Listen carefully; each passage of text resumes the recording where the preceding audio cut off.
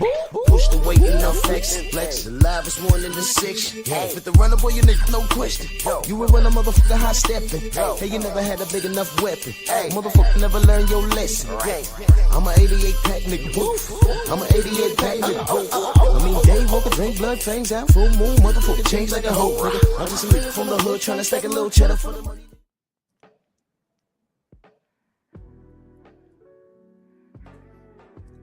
Yeah, buddy. Yeah, buddy.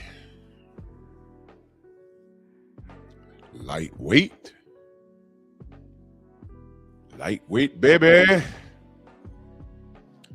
It's time to bleed. It's beautiful. New Year's Eve. Last day of 2025. What'd you do with yourself this year? And this is actually a perfect ending to the year to do this show. Let me get a little deep on y'all. I'm going to hold up the mirror to the Fanatics today. And give you something to reflect on. But, you know, if you're not an adult, if you're a grown adolescent, and you wobble around life like you did nothing wrong, that's fine. That's fine. That's absolutely fine. It's absolutely fine. You'll learn eventually. You'll learn eventually, but you learn at your own speed. I'm just going to be here to drop the gem on you. And what better day to do it? I mean, you really can't plan things any better than New Year's Eve. I got a lot to do today, but I said, you know what? I can't skip. I can't skip this.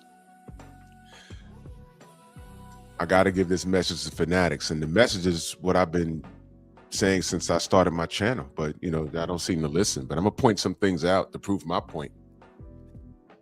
So let's do this roll call. Jalen Hudson, Columbia, my brother Rod Neal, Tay, good morning. Skinny Too Litty, Eric Jordan, Prince Savage, Brother Code, Dill Spoolie, my brother I-Rock in the building. Jose, what up, brother? Rampage, Del Riff. Smash the like button, like the video, share the video, hype the video. Let's do everything that YouTube tells us to do, because we don't leave it up to Miguel to do anything for us. They share what they want to share. They share what they want to share.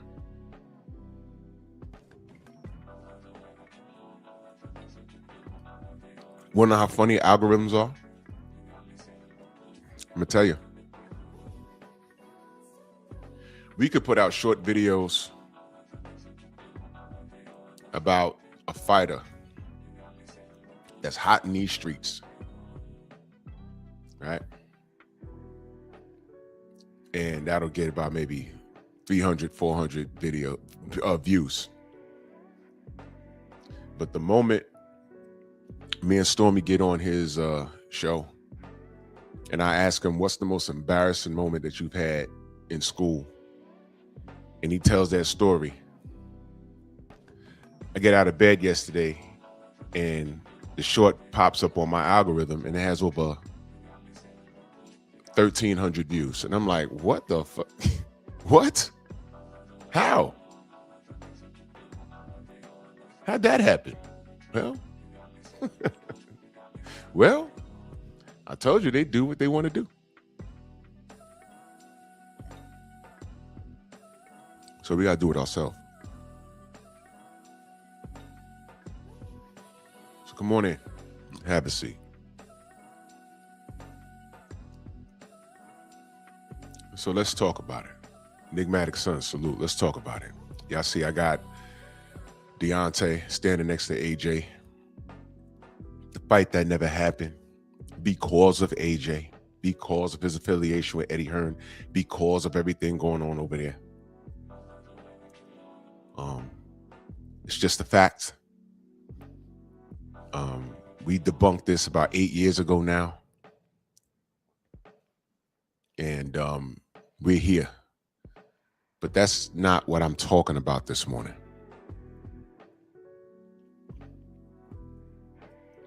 We're going to go from present and we're going to kind of like work backwards. As you know, something happened with AJ and his camp. Horrible car accident. And he lost 2 people that were close to him. And that's very unfortunate. That's nothing to joke about. This is not an aha moment at all. It's actually ridiculous. We just know about the accident. We don't know the mechanics behind it. The internet is already doing what it does. Conspiracy theories, Jake Paul had him assassinated or tried to, look, I can't deny or confirm anything. There are a lot of things that are coincidental. This chubby face punk that y'all seen, and I'm saying y'all, the people in the internet world, y'all seen have made him famous. DJ Academics recklessly got online and he did what he does because all he saw was dollar signs. Mansa Musa, Tim Harmon, salute. All he saw was dollar signs. Put out some misinformation, and then when he goes live on whatever platform he's live on, he'll have 2,000 people in there hating on him. But what y'all don't understand is 2,000 people hating on him translates to dollars. Every time something bad happens to him, he goes online and talks about it. He was at an NBA YoungBoy concert or something. I read something because I don't follow him. I get this stuff in spurts. And somebody broke into his vehicle. Look, every time I turn around, this kid has some drama with him. He's nothing but a fat op placed inside the Black community to disrupt and do things and say things to us and get us all up in arms about him. You know what I mean? So that's my opinion on him. And he put out some misinformation. The dude said AJ was driving the vehicle. I mean, come on, bro. And when I saw the video, I said, he's getting out the back seat. I saw that immediately. I said, how's he driving from the... Man, this dude is something else. I heard he took down the comment, but did he apologize? No. So you guys got to watch these knuckle draggers that are in the limelight in our community. Guys like whether they DJ Academics or 50 Cent, Curtis Jackson. Y'all don't know that guy's a op? Let me just park here for a moment. 225 boxing talk. 5 is in the super chat. Salute. He says, blessings, Drew. This thumbnail hitting hard since AJ's almost died. Yeah. I'm making a point. I put these up here for a reason. I'm gonna get to it. Thank you, brother.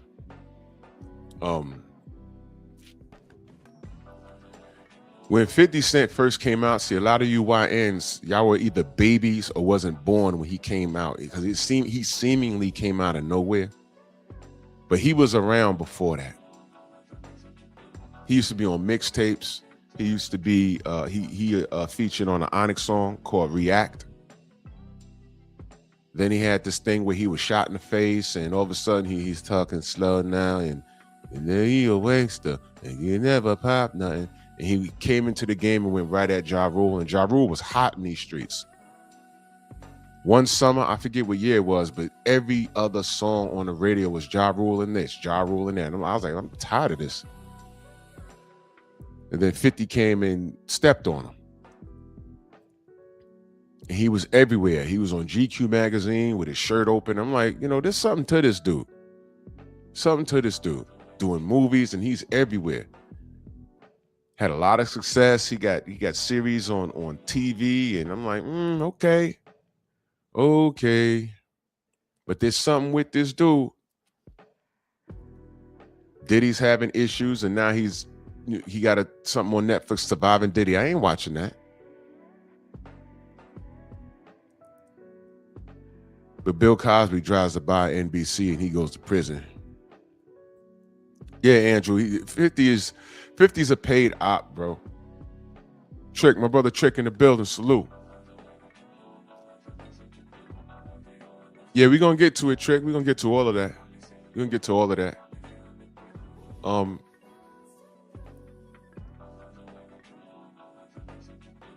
that phrase, deal with the devil. Y'all have no idea where that comes from. Y'all have no idea what that means. Y'all play with words like Illuminati and things like that. It's really not that deep. It's just you being with the in crowd. If you want to achieve a certain level in any industry, you do have to cut deals and sacrifice yourself. In the modeling industry, you know, you don't get you don't get a certain place unless you got to sacrifice something. In the modeling industry, it might be your backside. Do the math. I'm trying to keep it clean. It's like that in the music industry. To get somewhere, okay, yeah, look, you could sell 1 million records. We could put that out, no problem. But come on this fishing trip. It's in all forms of entertainment. And the people with all the talent in the world that don't reach that pinnacle, don't be confused by it. They just didn't agree to do certain things. The dudes and the women with no talent that are in your face all the time. It's like, how is this person famous? Get a clue. Yeah, I don't think that's real. It's very, very, very real. It's very real. The casting couch, that's not a joke. I know that for a fact. I'm around a bunch of people that was super talented, whether they were dancers, rappers, singers, and they all told me once I reached that pinnacle, I went to this big office. I was in Manhattan, and I was ready to sign the contract. And next thing you know, I'm in the room with this dude, and there'd be a brother talking to me. I'm in the room with this dude, and the contract is there, and then he started talking about a quote unquote fishing trip. And he was like, "What? What do you? Oh, no, I'm not into that. Oh, okay. Well, all right. We'll see you later." And just like that, it was over. Just like that, it was over with. Just like that, it was over. It's like, what? What was going on? Yeah, that was your shot.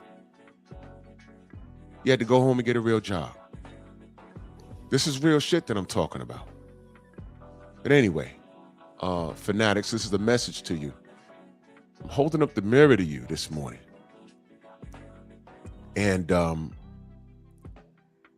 back on task with this Anthony Joshua situation. We're going to work backwards. AJ had a car crash. 2 lives was lost. He survived. I don't want to talk about the conspiracy theories because we can't deny or confirm anything. What I want to talk about is Fanatics' behavior. And I'm holding up the mirror in front of you right now. I want to talk about y'all behavior. Now, what happened to Anthony is unfortunate. I'm happy he survived with minimum injuries. I don't know what his mental state is going to be. You know, he lost 2 people that were close to him. That's unfortunate. By the way, I saw an article that they said his son was in the car. Turned out that that's not true. You see what I mean about these people? That's why I wait. I don't want to be first with this information. I want to be correct. All right. If his son was in the car, that would have been all over the look, man. I don't know. But let me be very clear. Let me be very clear. That's no laughing matter. 2 people died. The fella survived. I'm happy about that. A week prior to this, Deontay Wilder did an interview and revealed some information to you guys about what he went through with his ex-girlfriend. And he sat down. If you didn't watch it, it's on Cigar Talk. He talked to Najee about it. And he revealed that Telly, I'm not going to talk about all of that, but basically, Telly ain't shit. He accepted her into his household with her son. That wasn't his blood son. And he was actually building with her, right? Redid his will and put her son in his will. Her son in his will. I know for a fact he helped her launch a fragrance company, right? Fragrance company or something like that. She had a perfume, all right? Her meeting him was literally a rags to riches story. She wasn't even a nurse. She was less than that. I think she was wiping asses in a hospital somewhere. Deontay met her, swept her off her feet, and go check my Patreon because I get a little more in detail with it. But this story, y'all are just now hearing it about 2 weeks ago. I knew this story when it happened last year. Remember who I talked to. I knew everything. But that's not for me to tell. I knew. Of course, Tay Jones knew. General knew. We knew. But this is not our story to tell. We knew. We said, man, that's messed up. So it's a year later and he's speaking out on it. So now it's fair game. And everybody's talking about it. These Manosphere channels are talking about it. They're talking like they know Deontay. No. He's a man who just mixed up with the wrong chick. And he caught it in time. But she did get him for $400K. $400K.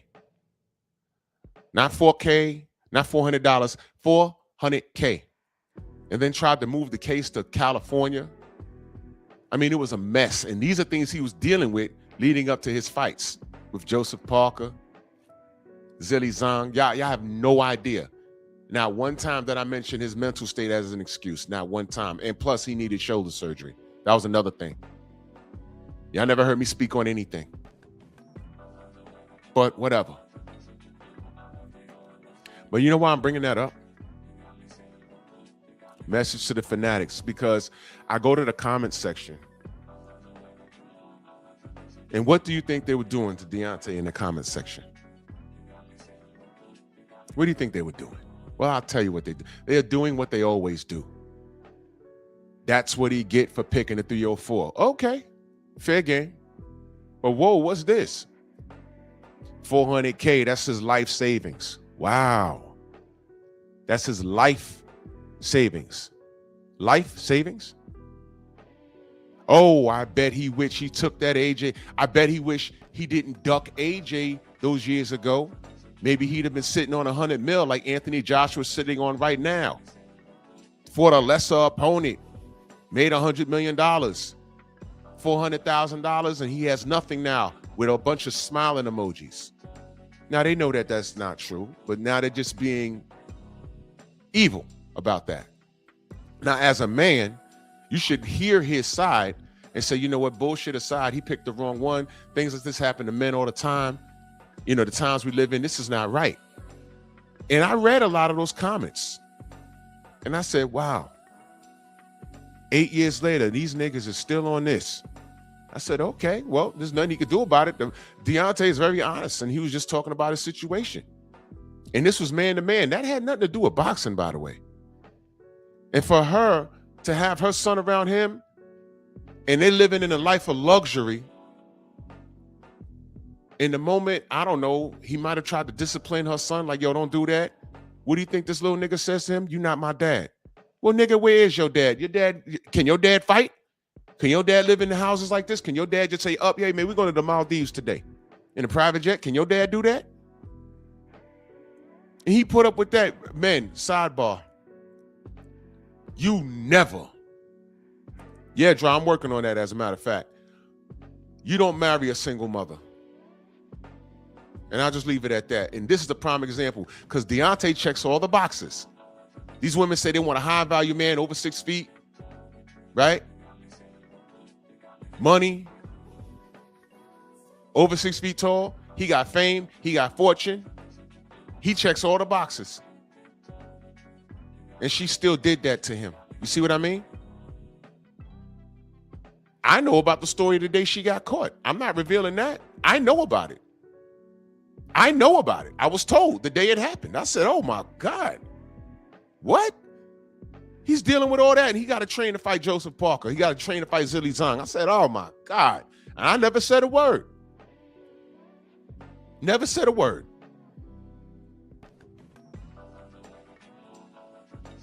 But I'm reading all of this in the comment section. They were dragging Deontay. What he should have did, what he could have did, and everything is his fault. And a week later, AJ almost died. Drew is not the same. It is. Let me explain. Fanatics, let me explain. Let me ask y'all, when are y'all gonna learn to shut the fuck up? In 2025, do y'all not understand that God was not playing with y'all all year long?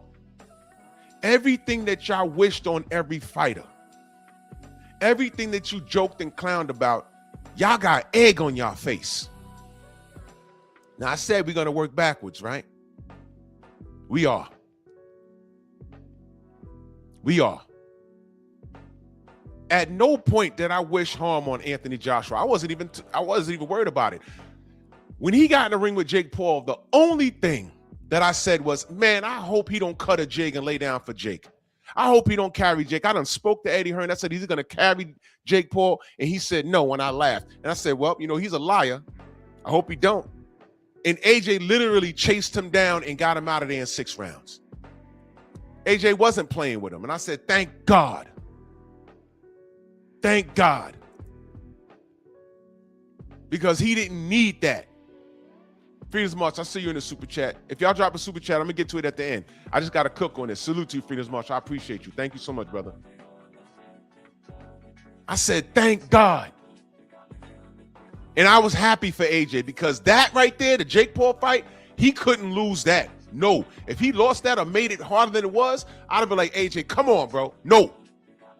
No. He did the job, and then something happened to him in Africa, and he almost lost his life. That's how life works sometimes. There was a professional NASCAR driver a couple of weeks ago. He lost his whole bloodline in a plane crash, man. Him, his wife, and his 2 kids. They're gone. Life is just like that sometimes, man. You never know when it's your time. It's on God's time. You don't know. That's why you pray every day before you leave the house. You don't know. I live in a city. You know how many times bricks or something fall from the top of a building and hit someone upside their head? That's actually common. That's common. So I watched this thing with AJ and I said, that's unfortunate, man. I'm glad he's okay, but 2 people died. And I'm like, wow. I came from several pages when Deontay is talking about what happened with him and Telly. Poor Man's Podcast, O'Shea Duke Jackson got something to say about it.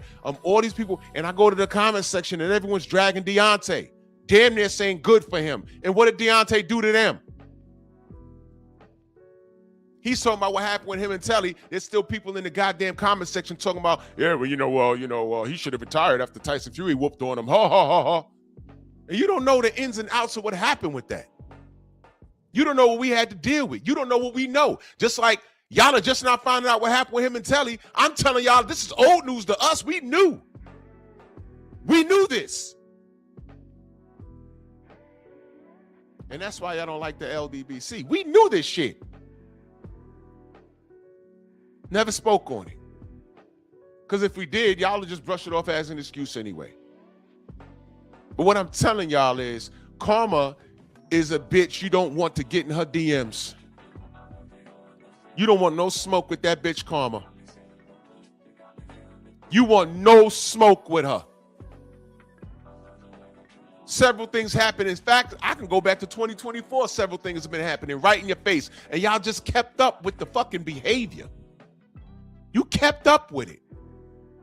Now I done told y'all we gonna go backwards. But before I go backwards, Stormy, good morning, brother. Good morning. Salute, brother. Yeah, salute. I'm a little fatigued. I had to do a little snow removal this morning. So, Oh, boy. you know. Damn it. it happens. But I'm glad I was home to be able to get that out the way. Um, thus my tardiness. So what we cooking on? I only know what I was hearing since I've been sitting here backstage.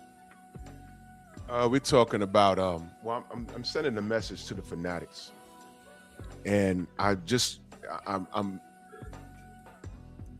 putting out the comparisons between these two gentlemen right here and how the Fanatics have not learned a damn thing. Putting something out on somebody to bring somebody else up never works out. The universe is always watching. God is always watching. And when I was watching these, when Deontay did the interview on Cigar Talk and talked about how Telly got him for $400,000, and her son was telling him, yo, you're not my daddy. And after he put that little nigga in his will and all that stuff, you know, he was very open about it. And that wasn't a boxing conversation. That was a man-to-man conversation. And that was a notice for men, no matter what level you're on, whether you're a 9-to-5er or you're a professional athlete, you got to be careful when selecting a woman. You have to select a woman that's going to be a great mother to your seeds and a wife that's going to take care of you. You don't necessarily have to chase good looks. And he was being, well, that's my personal message, but he was being very, very open and honest about his situation. And you go to these comment sections and these dudes was clowning him. And I saw Anthony Joshua's name come up in all of those threads, a majority of those threads. They clowned him, you know, the Fury thing and the Parker thing, but I saw AJ's name coming up. I'm like, man, these clowns don't even know that fight not happening was all his fault. It was all AJ's fault. Well, it's interesting because there's also another way to look at it. I saw someone in the chat a little while ago, they just mentioned karma has a way of, you know, presenting itself. But these two men are intertwined, whether they want to be or not. And it's because they are from the era where the titles revolved around them and their activity. Mm-hmm. And both have made bad decisions in circumstances that's just a normal, part of everyday life. Like, let's look at Deontay's situation.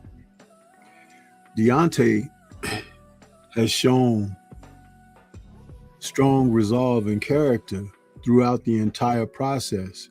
Also, a certain manner of respect and dignity.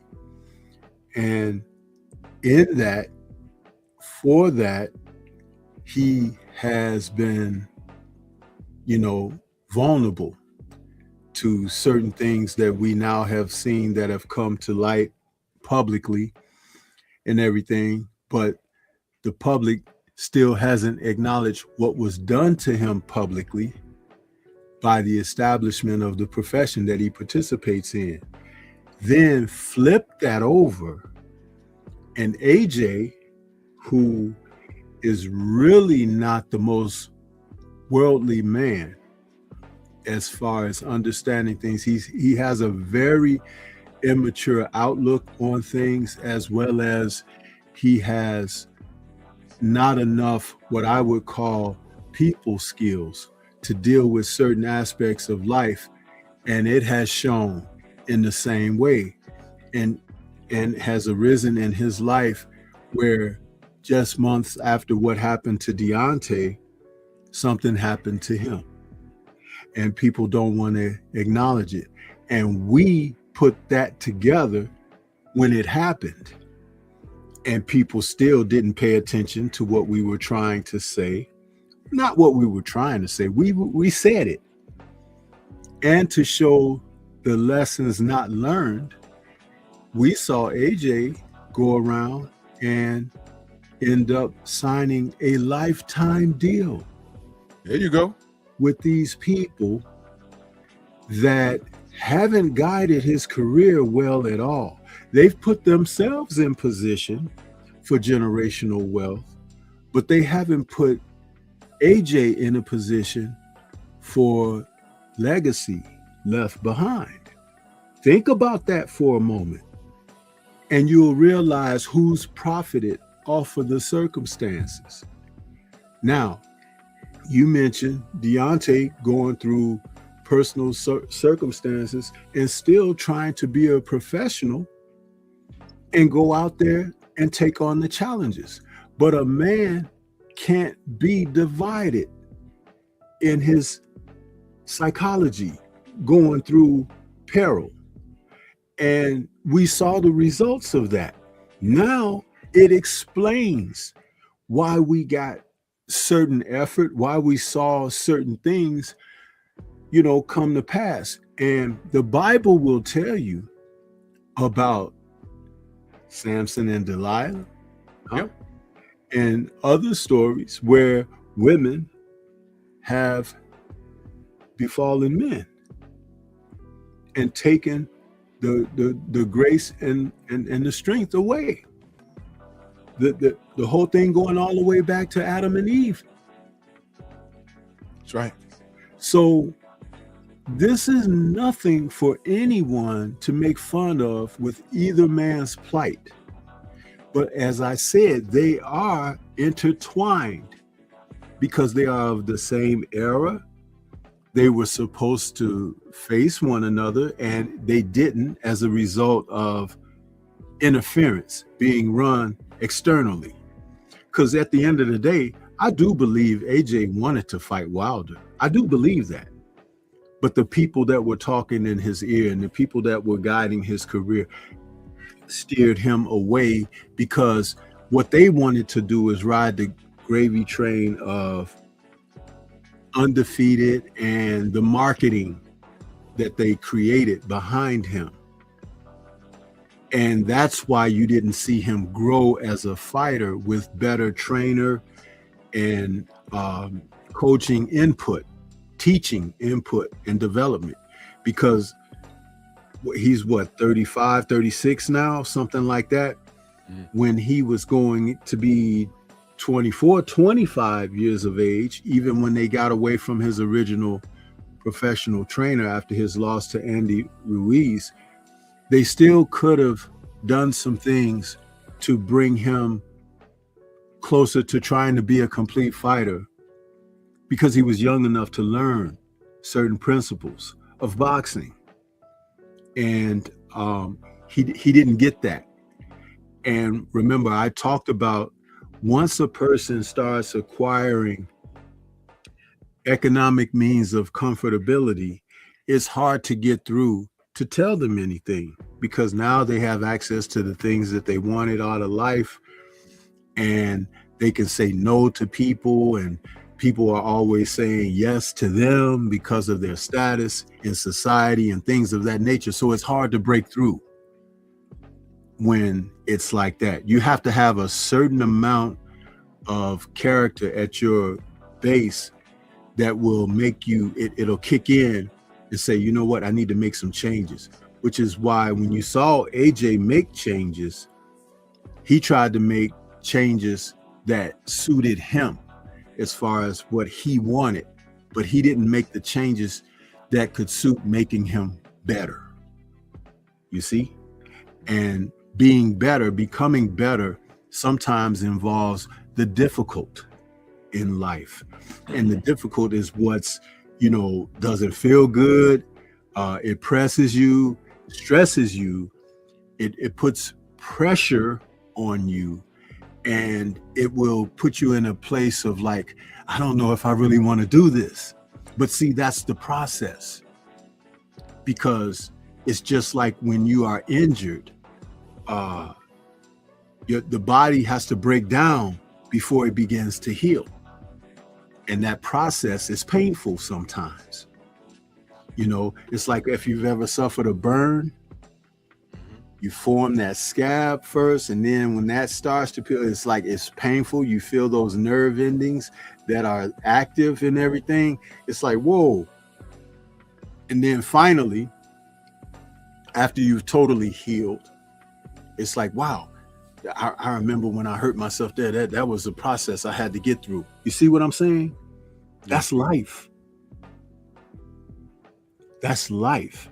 And see, again, for me to say the things that I'm saying right now, I know a lot of you haven't even considered or thought of this or even care of what I'm saying, because it's very convenient for you to be dismissive of that, because what it will do is require you to look in a mirror, because this is not one above all. This involves us all, which is why compassion is important, and understand what mortality is and vulnerability happens to be in a place in our lives. So it's interesting that you even got them in this thumbnail meme up here together like this, because again, this is all what I see and have taken away from the experience over the past decade of these two men circling one another in the heavyweight division. And even now, with what just recently happened to AJ a couple days ago, we're seeing some things where his vulnerabilities are now being exposed to the world. And there are people taking up that story and everything and trying to create content off of it with lies and all kinds of disparaging things. Disgusting. And again, this is this man's life, just like Deontay's circumstances. That's his life. It could very well be you. It could very well be me. And so think about that. That's what takes us back to the word I mentioned a moment ago about compassion, because you shouldn't want that for anyone. You should want us all to be able to gain and elevate. But the reason that people don't do that is because they've been influenced to not have compassion. Do you actually understand? Then when you show humility and you are able to be accepting of someone else and give them a hand up, it actually elevates yourself. Do you not know that? No, they don't. This is what people don't understand.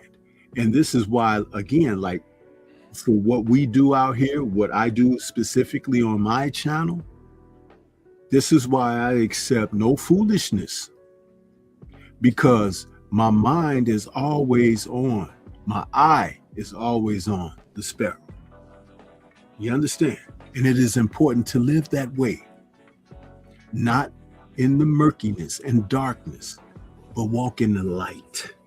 Because in the light, there's clarity. And with clarity comes understanding. Those are my opening remarks, my brother. Yes, sir. And I told y'all this morning, I'm gonna make y'all hold a mirror up to y'all face and look at yourself.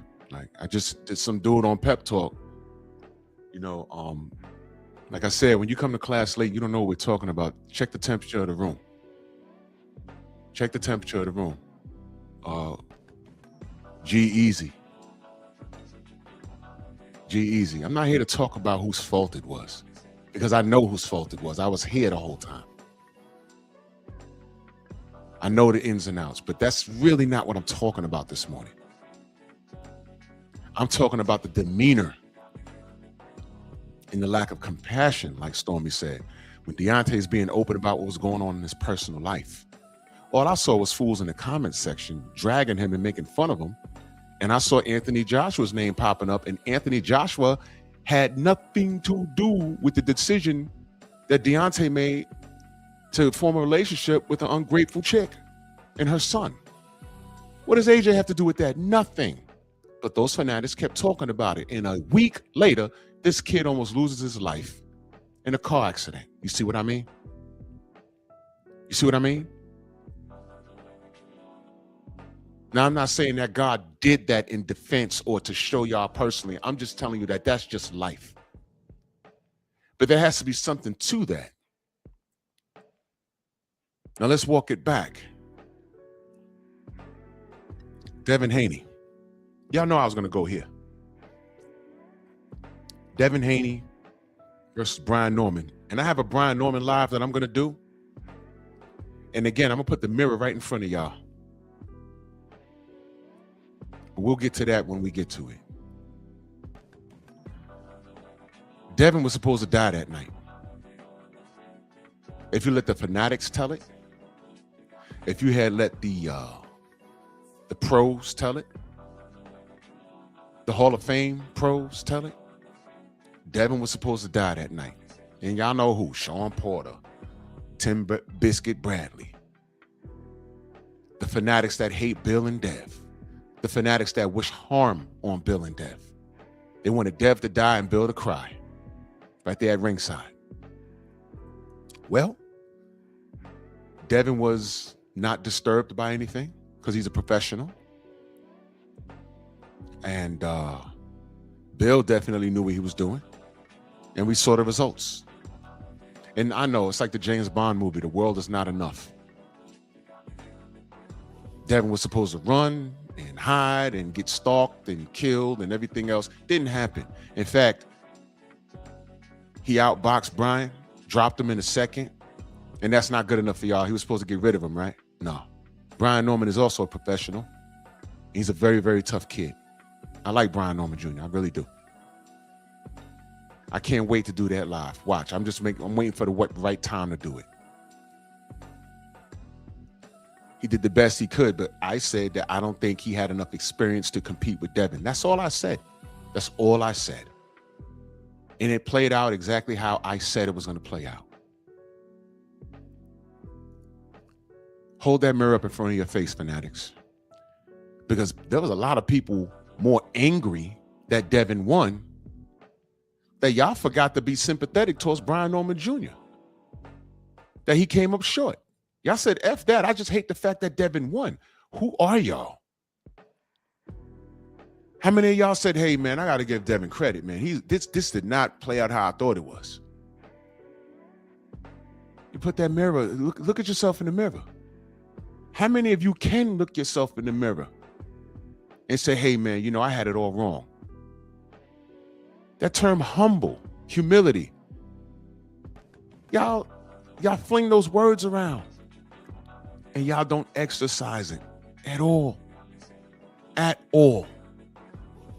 Be humble, be humble, be humble.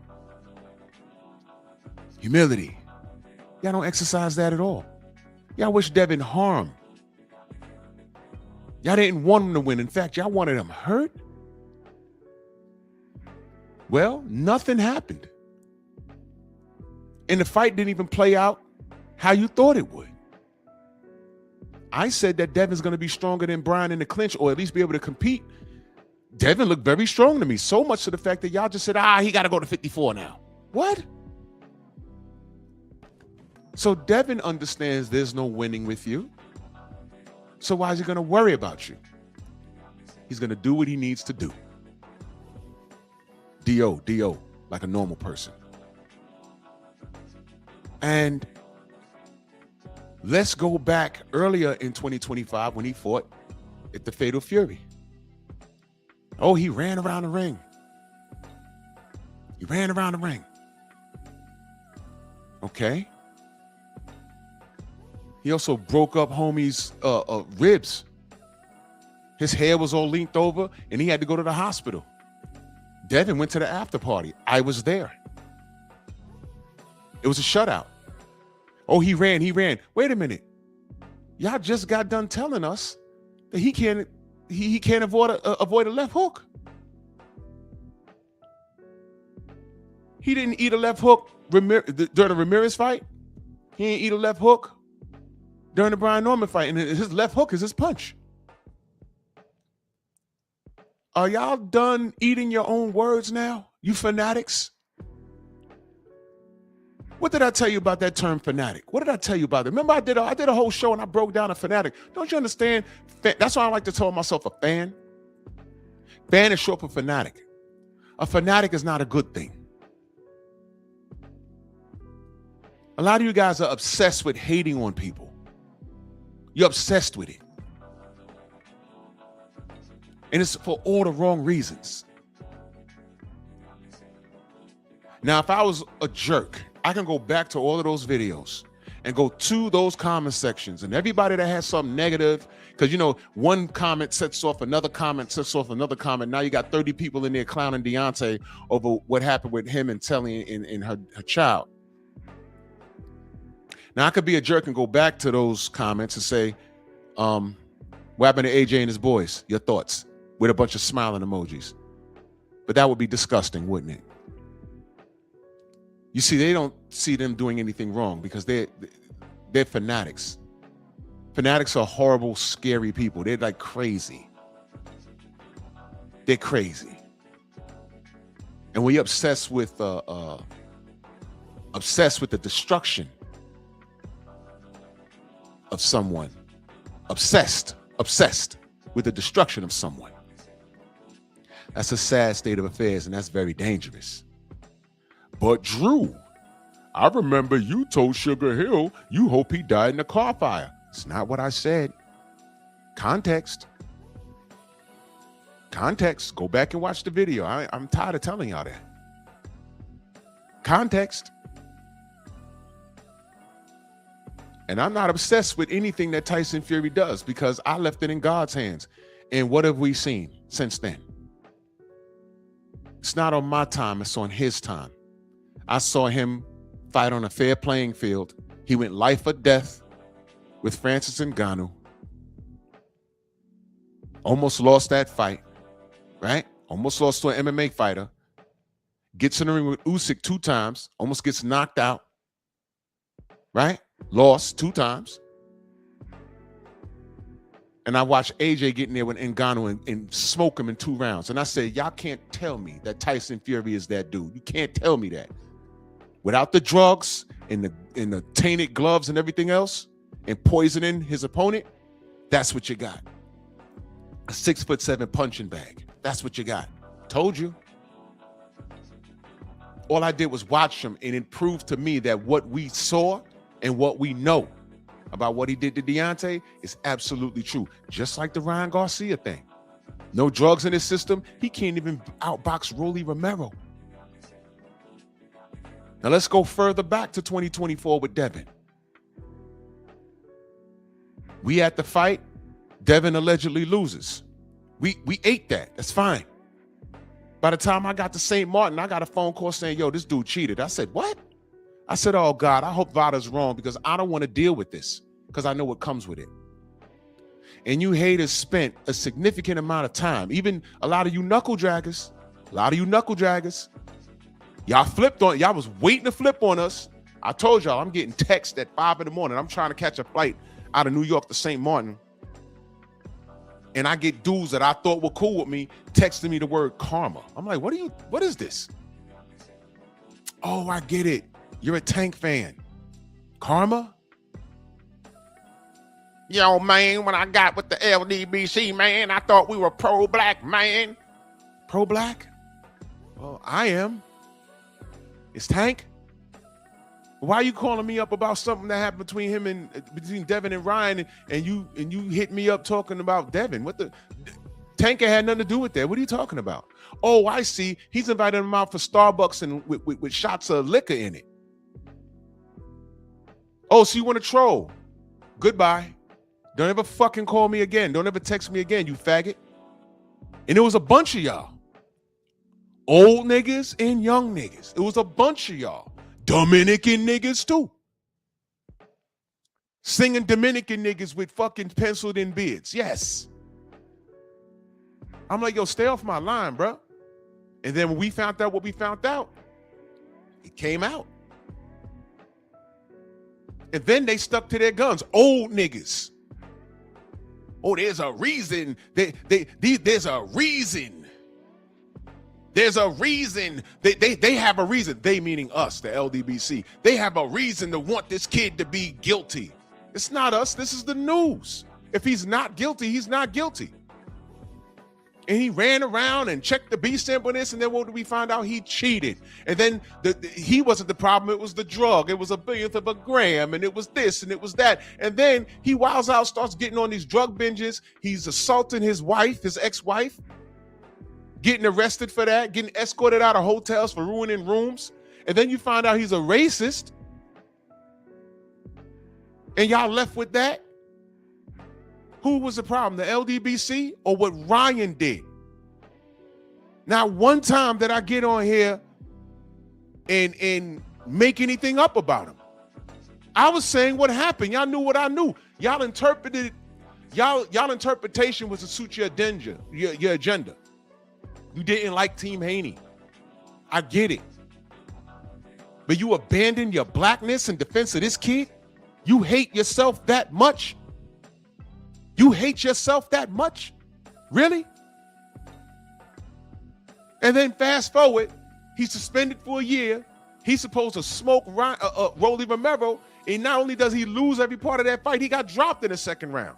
What is it with this nigga and getting dropped in second rounds? What do I always say? Don't time reveal all truth? And he still could have fought Devin. He said no. He said no. All of these lies, oh, you don't sue somebody for losing. Y'all don't even know what the fuck the case was and the information was available. Y'all just wasn't listening. So he cheats Devin. He's a racist. He loses the Rolly when he's not on the juice. He could have fought Devin anyway. He fakes a hand injury because I haven't seen no MRIs. I haven't seen no x-rays or anything. And y'all do know that a hand injury is the most difficult to approve, right? He disappears and he pops up and he's getting a title shot. Meanwhile, Devin fights Jose Ramirez and y'all rip him for his performance. Then he comes back and fights Brian Norman at a heavier weight class. He's supposed to die, and that didn't happen. And instead of tipping your hat saying, you know what, I might be wrong about this kid, y'all sticking to y'all guns. Now, what's worse? Me telling Sugar Hill, man, hey, man, when I felt that you had something to do with those gloves against my brother Deontay, you know what I said, Sugar? I said, I hope everybody involved dies in a fucking car fire. But you know what? If you're telling me black man to black man that you had nothing to do with it, I'll take you at your word. But I do hope you understand the term in concert, because what's in darkness always come to light. And you'll get caught up in that. Hope you understand that. He's a former cop. He understands exactly what I was talking about. That's what I told him. Now, is that as bad as this? Southpaw saying, I pray Devin die. He put the shit in writing and put it on Twitter. With a nice little avatar tank there, because he wants to suck his penis. He put that in writing. Why? All Devin does is win. When I said what I said in reference to Team Fury, they tried to commit murder. That's unacceptable. Devin's not a cheat. Y'all tried to put that on him. Fail. More on that tomorrow. You guys are out of line. But hold that mirror up. When you talk about Devin Haney, hold that mirror up and then tell me what you see. You were wrong. You were wrong. And y'all can't accept it. So that was happening in 2025. God ain't wasting no time with y'all. He's not. There's some more, but Stormy, your thoughts on that?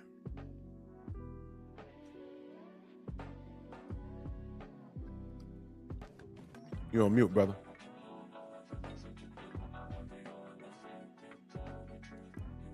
He might have stepped away. Sorry about that. You know how sometimes you could be on mute and you be trying to... you don't know. Yeah. It's like, yeah. No, man. You know what? 2026 should be a pivotal year where we swing the pendulum Dude, we got to hold people accountable. Yes. We got to hold people accountable. We got to put our foot on their neck. We have to, tolerance needs to be minimized. It's time for no tolerance. In order to bring about the change that you want, sometimes it's got to be radical.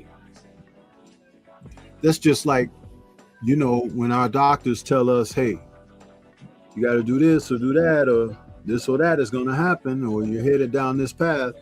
And yes, it could be extreme. It could come across as radical in that situation. But if you want those changes to enrich your life, it's something that has to be done. It's just like, you heard me say earlier, I went out for snow removal this morning. I had saw the forecast before I went to bed last night, and I was like, okay, it's probably going to be a few inches of snow. And sure enough, it was. But by me getting out there early like I did, it's still soft and everything, able to be pushed to the side is fine, as opposed to waiting till late in the day. And this is like New Year's Eve, right? So it's like temperatures could fall, things freeze up. Now you got a whole different problem. So that thing about snapping out, getting up, being radical, get to moving, that moniker that you use, move, this is all relative, but it's time to start incorporating. It's time to start incorporating, because dude, Cat Williams, you and I talked about this. He said something last year, that kind of started breaking the ceiling, breaking the ice on these circumstances. And it's time for people to pick a side, man. Damn and right. When we talk about picking a side, that side is not a side of comfort. It may be a side of being very uncomfortable to get things done, to get things moving.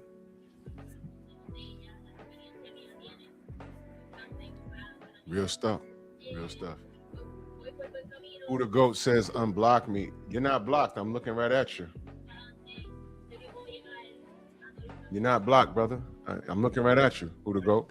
So as far as your last comments, what do you specifically want me to interject on? Because I will. I know I just wanted to say that. I just wanted your thoughts. Holding up the mirror in front of these guys. They basically. I've watched people laugh at misfortune and hope for misfortune on people that are just putting in work and hoping misfortune on certain fighters and wishing misfortune on certain fighters. And then you look at their contemporaries, and their contemporaries are going through their own misfortune.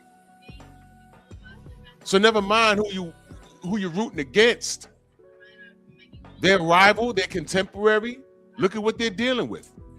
But now, you know what that is, Drew? It goes back to that certain aspect of dysfunction that we talk about often, and there's no way of getting around it. The participation trophy society. That's right. Do you remember being in school where when you accomplished something, you did very well on an exam, or you kind of aced a particular subject during a stretch of classes or courses, whether it was grade school, high school, even time in college, when the professor, teacher, instructor, whomever, when they acknowledge your work and they say, I could tell you really put your efforts into this, and they'll let you know, just like they'll let those who don't know as well. Well, somewhere in our society that shifted to the point of giving credit to those who are lacking effort, who are not trying as hard, who are not as versed, who shouldn't be passed along. And it leveled the playing field as far as us moving forward socially, but there were people who just didn't make the grade, but they were still where you are. You know what I'm saying? It's just like when you apply for work and you know that you have the credentials, you have the experience, you have this, that, and the third, and then they hire a dude that just got out of rehab. And you're like, okay, I don't even use drugs. I'm, this and that. But it's like, well, we still have to give people like this a job too.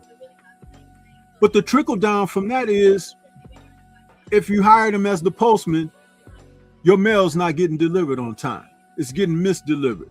Sometimes the mail don't even make it outside of the doggone travel truck that they put the mail in. Haven't we seen news reports of they found mail trucks with mail in it that was left abandoned by a postal person? Yep. We've seen like countless stories of that kind of stuff happen across the states. And it's like, what the hell was wrong with that mail person? Didn't I just tell you about that person that was in class with you that didn't make the grade, whatever? You overlook these things. They become adults too. And they out here dysfunctional in society too. And so then when you talk about in our personal lives, where we sit back and we watch sports and entertainment, or even movies or music and stuff like that, these same dysfunctional people, they attach themselves to the dysfunction in society. Because they identify with yes. It. And it's influential. It becomes strong. And some of them become content creators. Some of them become like martyrs for entertainment or whatever. You see these dudes mumble rap and stuff.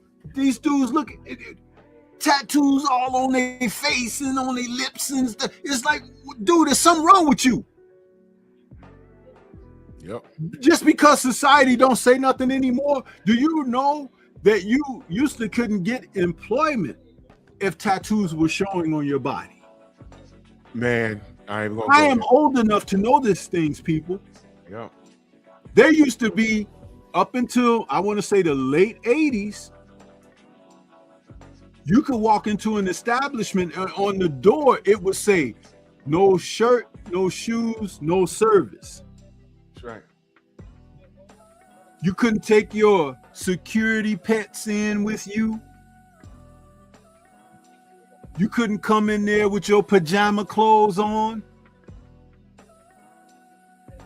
And if you weren't at a neighborhood store or something like that, you couldn't walk into Carson's with bonnets on your head and all of that. Flip-flop, not flip-flop, but them fuzzy house shoes and all of that stuff. Security will stop you right at the door. That's right. I remember those things. But somewhere along the way, somebody, whether it was our aldermen and precinct captains or mayors and governors, they say, oh, well, we should lift that because it's really discriminating. No, it's not. It's not, man. It's crazy. That's not a discrimination. My brother Will Sinclair's comment in there, he says, bring back shaming people. Yes. Absolutely. Yes. Absolutely, bro. Yes. Yes. When you tell someone their hair needs to be combed, they need to wash under their armpits and below their underwear, and that they need to be presentable. If you walked into a courtroom, I don't care what kind of hearing it could be for a damn traffic violation. You should not be walking in there with your San Francisco Giants tank top on and Jordans. You really shouldn't. You should go in there with a nice shirt and tie, or even a button-up shirt, collared shirt. Put a sport coat on and some slacks and shoes. I don't care if the shoes are penny loafers, but you walk in there presentable. As soon as that judge casts an eye upon you, there's an automatic consideration for respect. Yeah. Who's teaching that? Somebody's not, because guess what? I haven't been in traffic court in a few years, but when I was last there, I saw some people, and I'm like, whoa. You're looking Nobody told guilty. him that. You're looking You see? guilty. Yeah. Mhm. It's like, when the cops profile, right? And people get mad. Oh, man, he was just profiling me and everything. But then if you really looked at that person's behavior, Drew, you know how you be making those monkey memes and everything? That's exactly what you reflected. And somebody ain't told them, straighten up your walk, pull your damn clothes up, tuck your shirt, cut your hair. Yep. I had to learn that the hard way. I mean, seriously. Let me And the influences that they take in externally is all the wrong foolishness. That's just like it's a ton of them out there now. They watch my channel and they just be looking. They won't hit the like button or nothing, but they be there. What they there for? You don't even like what I'm saying. They're looking for an aha moment. They want you to be wrong on something so they could jump in the chat and start arguing because they grew up around dysfunction and arguing. Daddy wanted to leave and he didn't really want you. And your mama tried to trap your daddy, but he couldn't be trapped because he's a free spirit, but she chose him, and that sort of thing. So you come online and you try and pick fights. Stormy, you remind them of the father that they didn't have, because you speak with sense, and they didn't have no structure in their household, so they hate it when they see a man speaking with sense and don't have cornrows all up in their head and going in all directions with tattoos on their face. Because they wanted the streets to raise them. They're in the streets, their mom's twerking in the streets, both of them watching BET, if they even watch BET anymore, and listening to the same music as your mama, as your fast mama. You got siblings and none of them look alike, but you got the same mama, and that's normalized for y'all. You know what I mean? So these are the people. They run online, and I say all the time, just because you go where it's therapeutic don't mean it's therapy. You motherfuckers need help. Now, let me address what the brother Edward Morris says. He says both men get a tremendous amount of criticism for in the ring and out of the ring. Let me say this. That's not accurate. And I know that's a diplomatic statement you're making, but it's not accurate, brother. It's not accurate. Let me explain how. Deontay Wilder got a tremendous amount of criticism for his in-ring performances, even though he had at one point, the highest KO ratio in boxing. Although he was knocking out everybody, they always talked about how he looked doing it. I've never seen anything like that in my life. They never said that about George Foreman. Go back and watch George Foreman when he had the afro. It wasn't like cute to watch. He took a lot of punches. He punched with open palms, but when he knocked your head off, it don't matter how he looked. I don't recall. I wasn't I wasn't born or I was a baby, but I don't recall my pops or my uncles. They were talking about how ugly his style looked. Aaron Pryor's style. They called that term windmill was invented because of him. He had a windmill style. That was Aaron Pryor. Did y'all know that? Probably didn't know that. So Deontay got a bunch of criticism in the ring because him and AJ were contemporaries, and AJ was the British with straight teeth guy, handsome kid. They put him on the front cover of GQ magazine, and Deontay is the opposite of that, but he's driven. And that's why I said this would have been a great fight, because AJ has basic boxing skills and Deontay's awkward. It's funny how Manny Pacquiao had an awkward style. They call his style awkward. But Deontay is a windmill. You understand what I'm talking about? So they respect one and not the other. So in the ring, Deontay was hella disrespected. They didn't start questioning Anthony Joshua until he came to New York and lost to Andy Ruiz.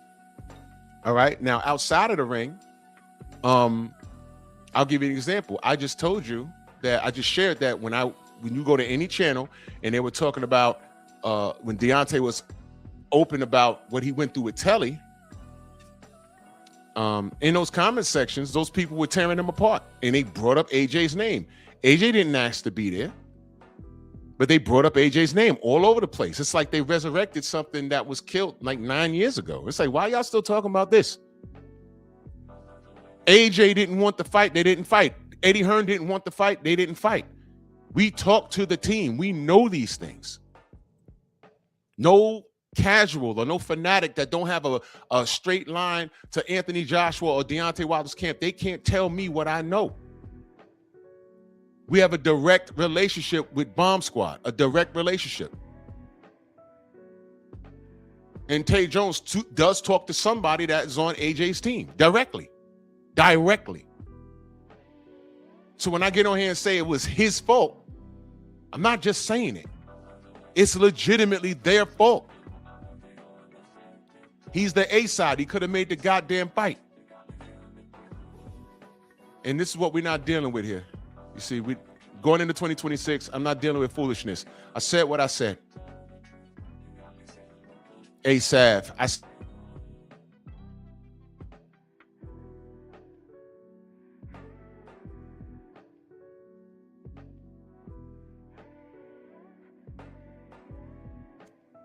And actually, I'm going to get off that because this is not really what this is about. This is a message to the fanatics. You see what I'm saying? Like that dude in the chat. That's a fanatic. I said what I said. It was his fault. That's it. It was their fault. It was Matchroom's fault. Everything. That's ignoramus there. You see, people like that, they want to come in and throw shots and stuff like that, but they're not here for the benefit of right. They're not, and they don't want to hear it. The show is about and what the content of discussion is, and that's merely a distraction. That's why he's gone. That I spoke of when I was speaking earlier. You see, because people, that's a choice. That's a choice. Just like you still have this comment up here where Mr. Edward Morris says both men get a tremendous amount of criticism for in the ring and out of the ring. And like you said, a statement like that is word salad, because when you look at what we're talking about in this subject, it's not about either guy per se. Remember, when I said what I said earlier with my opening remark, I said it could be you or I. Meaning you in the chat, you out there listening and watching, or even Drew, it could be either of us or someone specific, but the circumstances of what we're speaking about. There are choices that you make in life. And at the end of the day, you have to be able to stand by that and stand up or explain it or whatever. But at the same time, you can also choose reserve, and you can choose to try to take a moment out, let that marinate with me, and let me try to understand. But when you just want to be blocking, when you just want to kind of like, oh, this truck is going so smoothly down the trail, let's see how it does off road.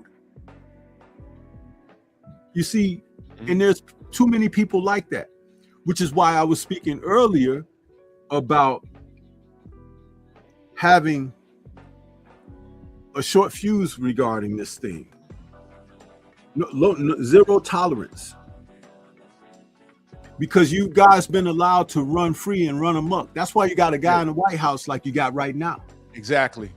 That's why. Because people been like, oh, you can laugh, ha ha ha. Remember when he was on TV and he was, you're fired and everything. Oh, he's a character. Now he's running your country just like he ran that show. And it's a shit show. Not entertaining now, is it? It's not too funny. It's not funny now, right? And people's lives are being affected tremendously. But it's not just him, even the administration before. You were jumping from one pan to another just full of hot grease. Imagine a Puerto Rican friend getting stopped by ICE and they're trying to send him to a facility. Puerto Rican? He's fucking American. What are you talking about? He came home, he said, man, I ain't never going to California again.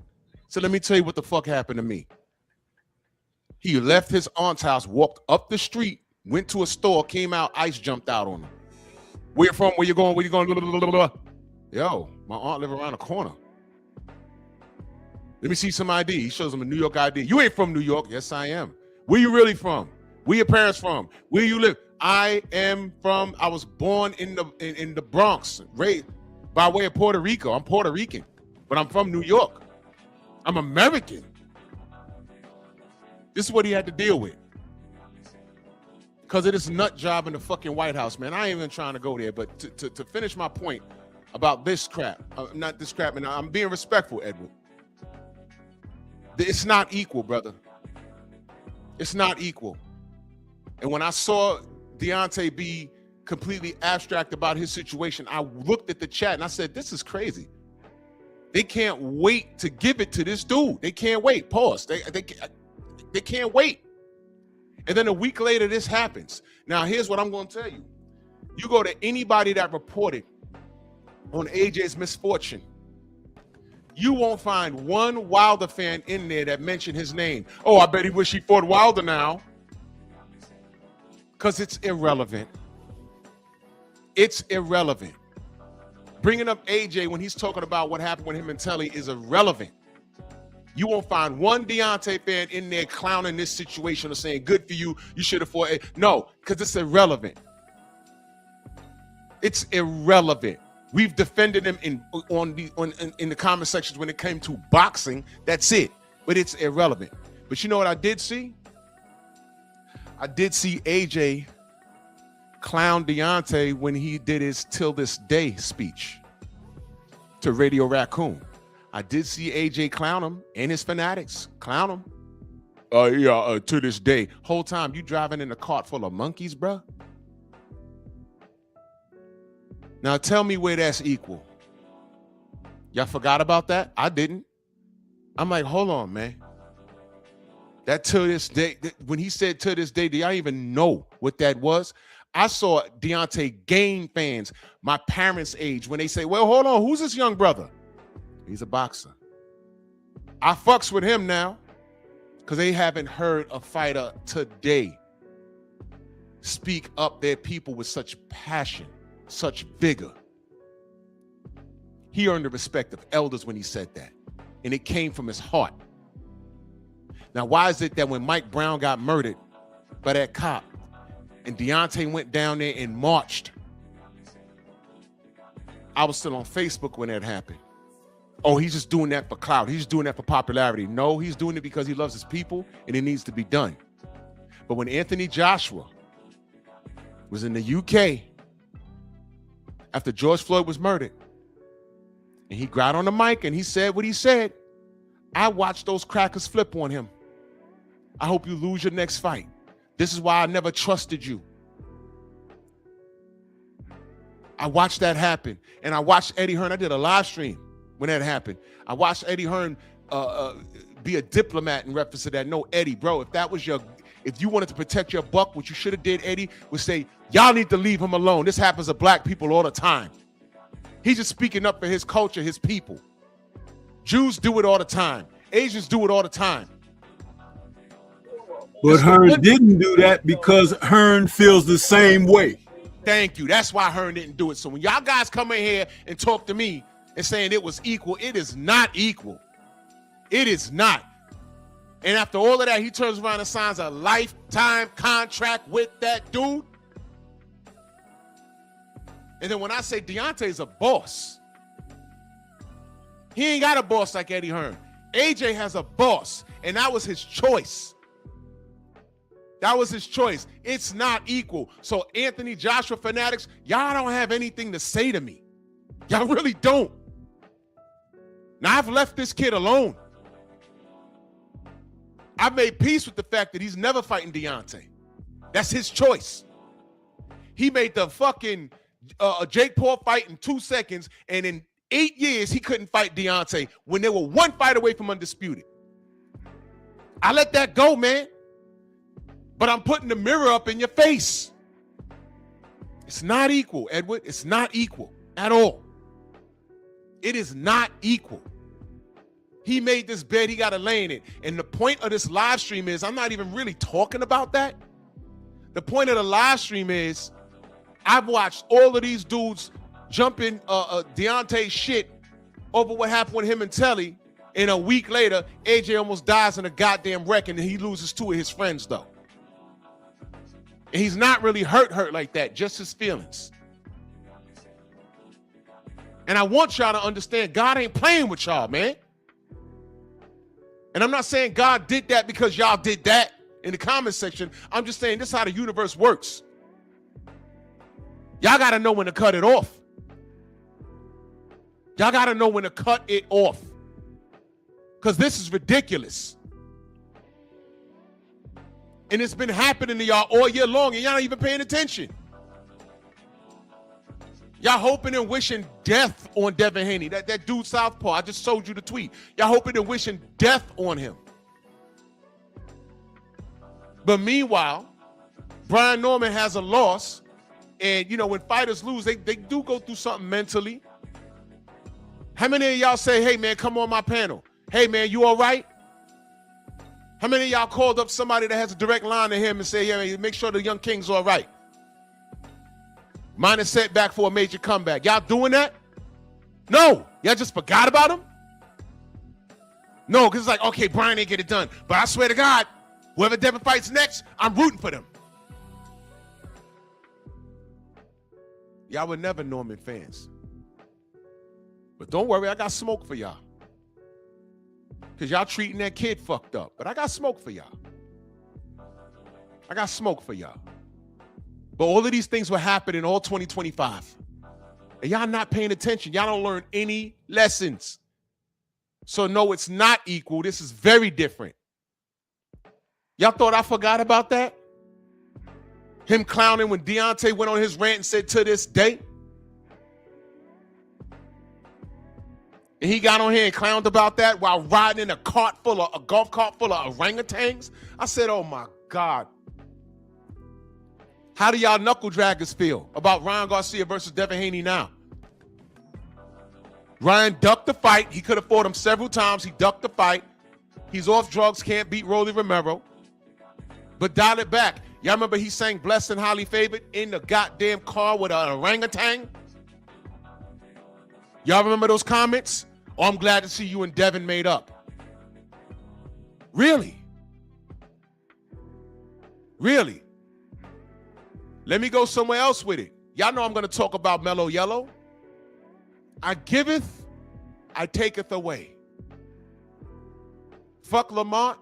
Fuck Shakur. I'm not giving y'all no paydays. Blah, blah, blah, blah, blah. I'm going to fight Jake Paul for $40 million.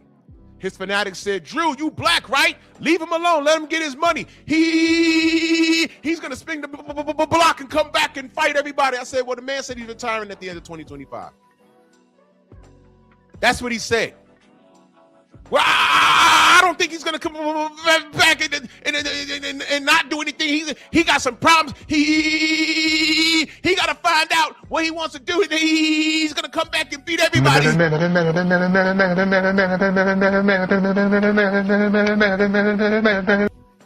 So is Tank Davis a liar? He's human. I didn't ask you that. So he's a liar. Okay. Well, he can't even get the Jake Paul fight right because he fucks around and gets arrested or gets involved with this girl. So he blew that payday. Now he got to fight, and he's talking about, I'm going to come back strong when my knee gets better. I need to see doctor's reports from now on from every fighter that I don't fuck with because y'all are liars already. I need to see a doctor's report about your knee and everything else. But he's not coming back to fight Lamont Roach or Shakur. He's coming back to fight a guy he beat already. He's coming back to fight a guy he beat already. And y'all cool with that. But put that mirror in front of your face. All that focus you doing on wishing Devin Haney harm, that's fine. But I watched your man fight to a draw, and he's not even trying to run it back. He's not even trying to run it back. And he said, I'm not giving you a payday. I'm not giving Lamont Roach a payday. I'm not giving a Shakur a payday. And motherfuck Devin Haney. I'm not doing none of that, right? And the Lord giveth, the Lord taketh away, and then he fucked up his $40 million payday.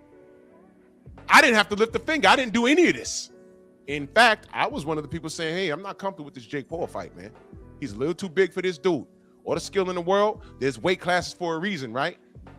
Y'all don't want Tank at 140, right? How's he going from 140 to 200 pounds? This dude could hurt him. I didn't like that, but I left him alone, and he couldn't get that right. And you know what he did? He pissed off Allah, Abdul Wahid, and he said, you know what? You ain't getting no payday. You ain't getting no payday. You was not in control of your emotions. You went and fucked around at a club with a girl. Whatever happened, and now you ain't got no Jake Paul payday. So now you got to fight. And what he thinks is safe might not be safe because both those guys, Lamont Roach and Eastside Cruz, are fighting at 140 now. And y'all just got done telling me that he's too big, he's too small for 140. And don't tell me that Eastside will go down for the money. Because another thing that y'all not factoring in is that Tank, with all these shenanigans, is not really the A-side that y'all think he is. That's number one. Number two, El Rayo told him no. Y'all forgot about that? El Rayo just boxed Eastside Cruz's head in, won a belt, and then here come Tank. I'll fight you in Baltimore. He said, all right, cool. Tank said, come down to 35. He said, nah, what are you talking about? El Rayo, with a knockout loss to Edwin De Los Santos, told Tank Davis no. Go figure that shit. Put the mirror up in front of your face. Things aren't what you think. Y'all saw Blue Blood's video? The PBC's finished. I'll be talking about that next week. They're done. The days of upfront money, $5 million, and on the back end you get 40, those days are finished. Y'all saw what happened with Oscar De La Hoya, all his antics. Those days are done. The Zone said, no, look, man, we're getting Boots versus Ortiz, or y'all can kick rocks. So all of that clap back Thursdays and Fridays, booty clap back Thursdays, that shit's over. That's over. And remember, casuals, y'all did this, but the casuals don't understand. Dapper Don's in that super chat. He says, first off, happy early NYE to you, or New Year's Eve to y'all all. My condolences to AJ having to survive to see such a traumatic event. Rest in power to both his friends. Read, they're good people. Life is short, fellas. Live it to the fullest, man. Salute, man. And I'm not making fun of AJ in that situation. That shit is tragic, man. That shit is tragic, man. That shit is tragic. And I don't know what his mental's gonna be. But you know what else I haven't seen? You want to talk about one-sided bullshit? You know what else I haven't seen, Stormy? What's that? I still see people saying, yeah, man, he's really gonna give it to Fury now because he's mad. Now one person say, hey, man, AJ's done. Mentally, he's done. Nobody said that. People are asking, should he retire? I don't know. How's his mental looking? I don't know. People are either asking, should he retire? But I've seen a lot of people saying, oh, no, this is going to make him tougher. Well, let me chime in on that. Yep. Because you're talking about a fighter who never had a great deal of confidence to begin with. There you go. And who has been quite subjectively through his career fragile and has had a false sense of self. Even though he's imposing, 6'6", 250 plus pounds, muscle bound and all of that kind of stuff that can be intimidating for a lot of people, he might as well be 5'2" and 125 on the inside, because that's what's been reflected throughout this entire time that he's been a professional heavyweight. And we've said these things in a variety of ways, and people have been in denial about what's factual, which was the major dividing point between he and Wilder. In fact, he was known and quoted to have said of Wilder years ago, "Why is he so confident?" He said that. When he was going into his rematch with Andy Ruiz Jr., he was so uncertain that he asked one of the, I don't know if it was Fight Hype or Fight Time or whatever those shows where the guys, multiple people be doing interviews. He was sitting in a car with the door open, and he was like, "Do you think I can win?" That's what he said. Yeah, it's out there. Don Charles, at the time when he was training Daniel Dubois, had said AJ was always a guy that was fragile inside himself. He has a trouble believing in himself. But I know that when he looks across the ring, going into the fight with Dubois, he says when he looks across the ring and he sees me, because he once worked with AJ early in AJ's career, he's going to fall apart. What was AJ's performance against Daniel Dubois? It was the worst performance I ever seen him in. So it was worse than Andy Ruiz, because at least he dropped Andy early. For all of the AJ supporters who are just supporting him because he's AJ, because they're infatuated and enamored with his physique and all of that other foolishness, sexperts, I've called them, evaluate from the standpoint of where I'm speaking on, and you'll see what more than likely is ahead for him. And that is a head case because he's been fragile. Oh, and one last thing, Drew, in chat. I didn't tune in to watch the footage of the situation that tragically happened a couple of days ago involving he and his friends. But is it true that coming out of the wreckage and everything, he didn't have a shirt on? This dude never wears shirts. Oh, Lord. But he was in a truck with men. Yep. He's always been photographed around men with shirts off, lathered up, maybe in what we would call baby oil. Yep. And Speedos and shorts. Yep. But you guys don't see that. You don't say nothing of it. Maybe you guys want to be there next or something. I don't know. But man to man, that is inappropriate. Hey, man, I'd rather get got for 40K, 400K. Because mind you, that happened before the Zilly Zong match. So he got that back. So I'm not worried about that. He's not worried about that. 40K, and then I'd rather get got for 40K than be caught dead with a bunch of suspect situations around me. There, I said it.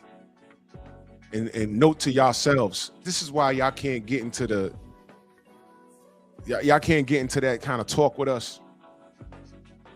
Y'all can't get into that kind of talk because y'all tried when he was in the backyard with his family twerking and shit. Y'all tried. Y'all thought I forgot about that? Y'all tried. I'm like, so what? He was goofing around with his family. His woman, y'all seen his woman, Telly? She's a very pretty woman. But I was like, yo, man, what are y'all trying to say? I was like, okay, y'all want to look at AJ for real? Every time I saw him in the club, when he did have his shirt on, who was he with? A bunch of dudes. Who remember the Keith Thurman looking dude? Remember that? All right. And again, with being I'm not being insensitive to the situation, but you know, there was no shirts on, man. What's going on here? What's going on here? They weren't at a beach. Son of a beach. You understand what I'm saying?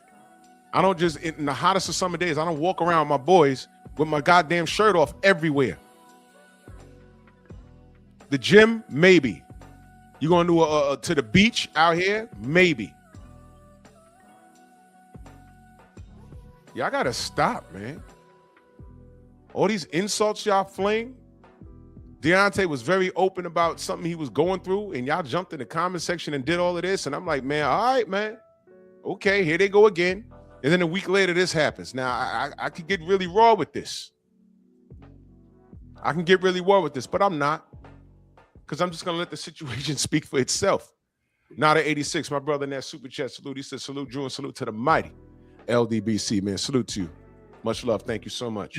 And I didn't say that, you guys, to attack his sexuality. I didn't. But what I'm saying is being observant requires you to assess things from so many places. And remember, I said I did not watch the footage, and I asked, am I not mistaken when I asked, was he seen with no shirt on? Because this is more of that behavior that we have seen over the years. And it's just weird that some of you haven't taken a step back and put things, compartmentalize it and put things in its proper place. You can like him as a fighter. And if you're that type of individual personally that like him more than you possibly should in a more inappropriate manner, that's your personal business. But we're talking about things on so many different levels that at the top of it, where we're talking about character, resolve, and ethic, this is something that cannot be overlooked. And I gave you the example of that when I spoke about Don Charles, his former coach and trainer and mentor, stating that when he saw Mr. Charles across the ring from him on the night that he was going to face Daniel Dubois, he was going to fall apart mentally. Remember, that's where we were headed from the conversation. So someone in the chat earlier said, oh, this has gone way left. No, it hasn't gone, because I can always bring it back home to what I say. Remember, I've spoken about this before. When I say certain things, they have purpose behind it. And I can always go deeper and deeper when I say stuff. But we're dealing with the masses here. And when you're dealing with masses, people can receive information at different ventures. Some can get it right away. Some it may take a little time. Some may not ever get it. And some may have to be taken through the process of understanding. But all you have to do is ask. Their egos won't permit them to ask because, again, people are afraid to admit when they don't know something, and that's the major issue with these grown-ass adolescents today. They're afraid to admit that they don't know something. That's why there's all these arguments online with these bullshit panels. They never could sit back and say, you know, I didn't know that. Maybe my opinion will change if I knew that. Oh, man, I didn't know that. You understand? In reference to this thing going left with the behavior, y'all laughed when Deontay had that dent in his head, didn't you? And we told you the mechanics behind that. It was proven that this dude had something in his goddamn glove. Nicholas Asbury said this guy was training against me I was sparring with this guy, and this guy put some shit in his gloves. Just Google Nicholas Asbury, put his name in the, I had him on my show, put his name in the YouTube engine. when he busted Fury with taking the padding out. And you know what Fury did? They didn't throw him out the gym and call him a liar and threaten to sue him. They said sorry to him. We were just trying to give our guy confidence. That's what they said. They never sued him. And then when he came out and said what he said, no one ever said, oh, man, you're lying. You're lying. Oh, look at your career. No, that's not the point. His career or lack thereof has nothing to do with what Tyson Fury did to him in training camp. He said he turned the shit over and the egg weight fell out. And then now Deontay got a fucking dent in the side of his head. Doctors said, no, there was some shit there. Because Fury hasn't done it since. And he has a reputation of cheating people. And I know AJ fans laughed at that and said it was bullshit. And even though it's not bullshit, we don't care. You don't care? Okay, hold that mirror up. Look what almost happened to AJ. Some of y'all watch Dragon Ball. All right, let me get a little nerdy on y'all. Some of y'all watch Dragon Ball. I see my brother Steve L. Cali, salute.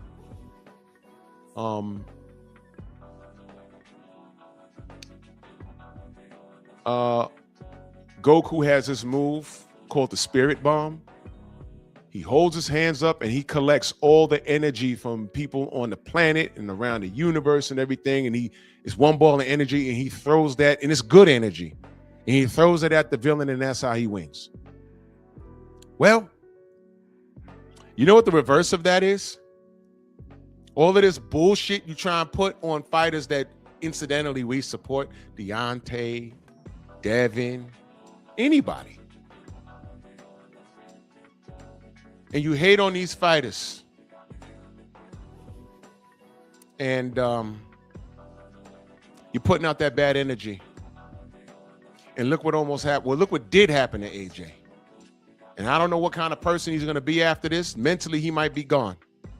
Who knows? But he was never mentally strong in the first fucking place. And I just left it on Deontay and Devin. But, you know, look what happened to Teofimo. Remember all that bad energy he put out and then got in there and lost to George Kambosos and then said what he said about Devin still? I asked this dude 3 weeks ago, is this your plan the whole time to fight Shakur and then spin the block and then come back and fight Devin? He said there's motion now, right? Let me tell y'all something. If he goes in there and mops the floor with Shakur, he's still not fighting Devin Haney. Why? Because of everything he said in the past. There's something about Devin. He don't want to lose to that dude. There's something there because Devin will beat him badly. This isn't Shakur. This isn't Lomachenko. This is Devin Haney. Devin is greater than y'all even believe he is. Why do you think no one's fighting this kid? Why do you think Tank said no? Why do you think Tio said no? Why do you think Shakur won't answer the damn phone? They see what you don't see. Why do you think Ryan went in juiced up? Juiced up, and then he could have fought him again. And he's saying, no, my hand broke. I'm telling you what it is. But I'm just talking shit because I'm on Devin. I'm on Bill's payroll, right? I'm on his payroll. But I know what I see. Everything y'all put out in the universe, it came and mushed you in the face, and y'all still don't see it. Y'all gonna rock and roll into 2026. There's gonna be more egg on your face, or egg and other things. Bukaki. Yeah, Subriel Matias. Remember he killed someone in the ring? And Bill pulled up on my channel. Cali was on my goddamn panel the day he did it. And he said, yeah, we looking for Subriel Matias. And I had knuckle draggers talking about, hey, you know, he lied about that. I said, man, get the fuck out of here. Bill was lied to and then called the boxing voice and said, all right, I was talking to the wrong person in Peter Khan. Now I'm talking to the right people now. What's up? Oh, we'll call you back in 2 weeks. Do y'all understand that was like 2024, early 2024? In other words, Subriel didn't want any smoke. And y'all just ignoring all of this? What do I always say? Time reveals all truth. One of the demands and changes I would like to see for 2026 is specifically, you know, we do have ring deaths every year. And I am not, and Clarissa was very smart for pointing it out, because she mentioned it in an interview earlier this year where she spoke on that, saying how many, there have been annually. And I don't want to repeat the number or figure because I could be inaccurate. But what I would like to see is the flip side of fighters who suffer brain injuries and ring deaths, that their opponents be tested more stringently, because I do believe we have had ring deaths where the other opposing fighter was dirty. I believe that in my spirit. I believe that. Yeah, something's not right. Something's not right with it. And I know accidents happen, but these cats popping like popcorn all over the place, male and female. And that's something we didn't do in our year in review. How many fighters pop dirty? Because I know down the stretch in November, Stormy, there was a couple. There was a few. The whole fourth quarter of the year. Dudes was just popping. And I don't care. Fourth quarter of the year. And guess what? They were people at the top of the sport. Yep. Not the mid-level guys and contenders and everything that be fighting on. We're talking about the top people, championship fighting people. Erica Cruz, who fought Amanda Serrano a few fights back, was going into a second challenge for her for the fight that Amanda's having this coming Saturday. She popped dirty. We had Joseph Parker back in, what was that, September, when he fought against Truck. He popped dirty. Sabril Matias, within weeks, same thing. These are all top flight fighters at the top of the sport in different divisions, popping dirty. At this level. Main eventers popping dirty at this level. Come on, Joseph. Cocaine, bro. And let me tell y'all something. Cocaine is also a masking agent, y'all. Yes, it is. He might have popped for cocaine, but he'd rather pop for cocaine to hide something else. Because cocaine, you could just brush it off saying, okay, look, I got a little neff problem. But if he pops for a strong ped, that's something else. That leads to suspension and everything else. Which is why Ryan was taking so many different substances during that time with Devin. He was drinking, and he was smoking, he was doing some other things too that we might not even be made aware of, but it was all to mask exactly what he was truly doing. And at the end of the day, that resulted in his voice fliction changing. That resulted in his behavior changing. He exhibited roid rage. Remember, he was arrested after the fight. We're talking about, and still you guys are brushing that away like it's really nothing. But it is something, people. You see what Callie said? They were trying to put that on Bud. Hey, go back to 60. Janabek. That dude popped dirty immediately. You see what I mean? That's why Bud, stay gone, brother. Don't give it to him. Don't come back, brother. You did what you did. You in the books. We could pop our shit about you. Don't let them lure you back for anything. Not even Canelo. Fuck that. They don't deserve it. Bud been a gym rat. These dudes popping dirty for all these. If you have something that's a foreign substance in your system that your body don't produce, you cheated, man. And I'll tell you something else they're very angry about. One of the biggest cheaters in the sport with the biggest name in the sport that even had things adjusted for him, including sanctioning fees, as well as the levels of substance, banned substance can be found in his system, is Canelo Alvarez. That's right. And Bud Crawford went in there and beat his ass. And Bud ain't dirty. So You're angry because that happened. And Bud is going to go sit down now on Mount Rushmore and watch this shit from a distance pop because it ain't going to stop. Can I ask you Knuckle Draggers a question? The whole Reynoso gym popped dirty. And I see more videos about Deontay and Devin Haney and Bill Haney, but the whole Reynoso gym popped dirty, y'all. The whole fucking gym. Oh, Andy Ruiz left, but the whole gym popped dirty. The whole gym, from Neary to Canelo to Ryan that was there, the whole gym popped dirty. And the poster boys of suspect drug abusers is Snack.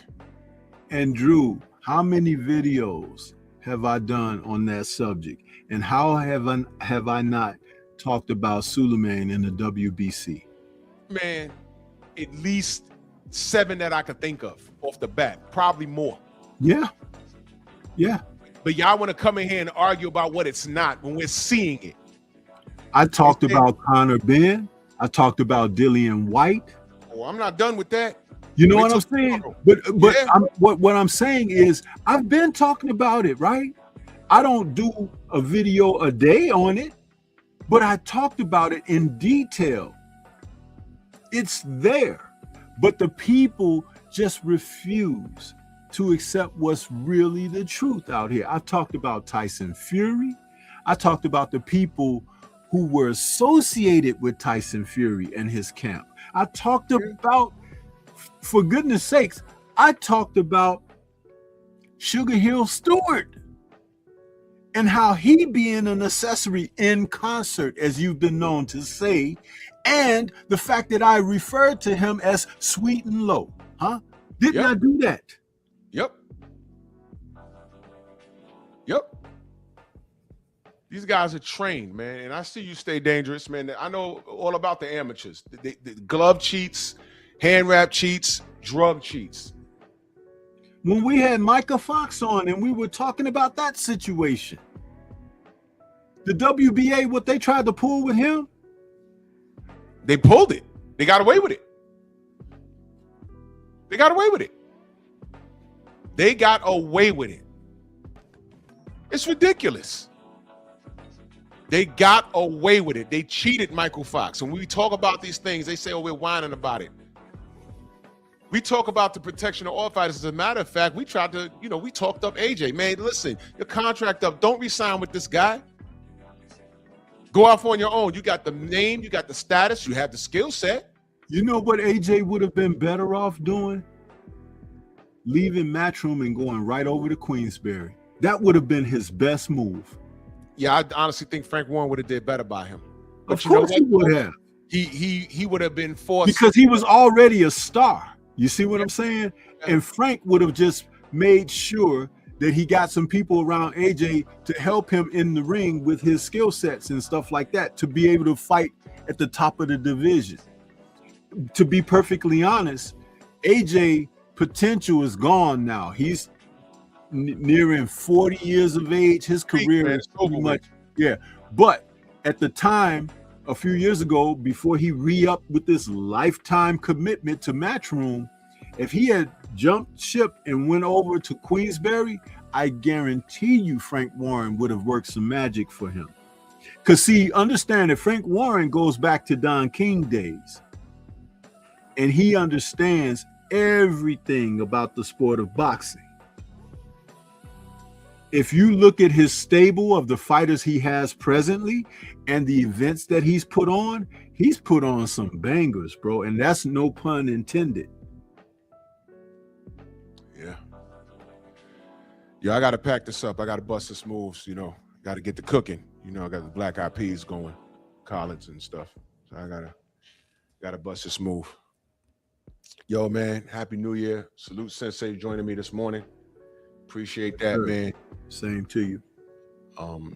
You already know how to find the Sensei. But let them know anyway, bro. Yeah, everybody can find me right here on YouTube. I got 2 other channels. Stormy B Man's Temple of Culture and Entertainment. Stormy B Man's Kung Fu Temple, and of course the main channel, which is Stormy B Man, which is Stormy in all caps but no cap. Happy New Year, everyone.